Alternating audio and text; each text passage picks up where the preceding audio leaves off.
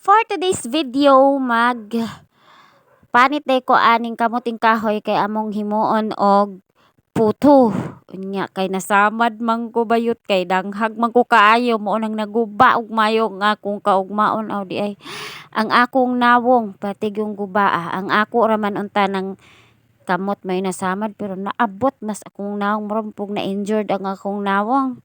Unya siyempre kay hapdos magud siya kay naramdaman jud nako ang pagkahiwa sa akong kamot ba mo na nga nagmanya kog mayo himi baya ko kayo pero dili jud nga ingon nga nahadlok ko na feel ra jud nako ang kahapdos ba mo nang banha kay ko nga nag pagkasamad na ako gasingit-singit kong mama unya si mama kay talawan man po di mahadlok man nagdugo wa jud mo na gibutangan nag-alcohol ang akong kamot and continue lang gihapon tas pagpanit kay gamay ra man kay itong samara layo ra man tos tinai basta di lang ipaduol ng imong kamot sa tiyan ba unswa kanang kamuting kahoy si papa ganiha galungag na siya o gamay pila ra ka buok kay gihidlaw lagi siya kamuting kahoy pinalit pod na niya diri sa among silingan 50 pesos kay kini laging wala tay tanom.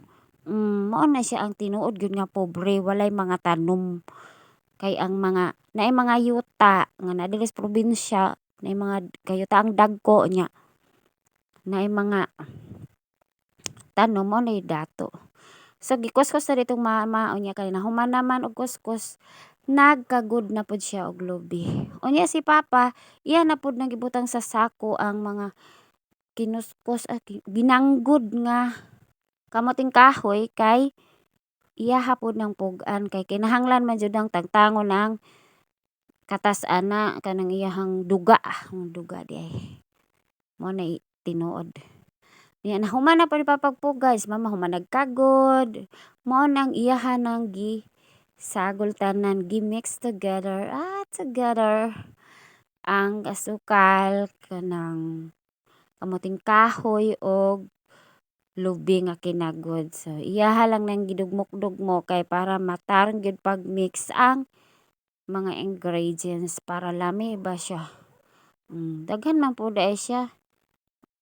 Nya mao na naamo nang gitak-ang diha sa steamer.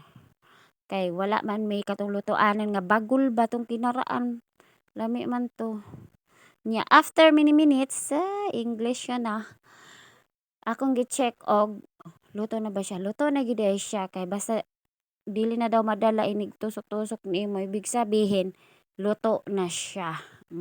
Mora po na ako ambag diha magbantay-bantay og naluto na ba siya.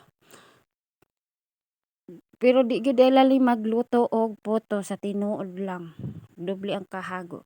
So mao na na ang iyang finished product. O di ba mukhang ang sarap. Pero akong gitilawan lami gyud kaayo siya. So mao ra to oy.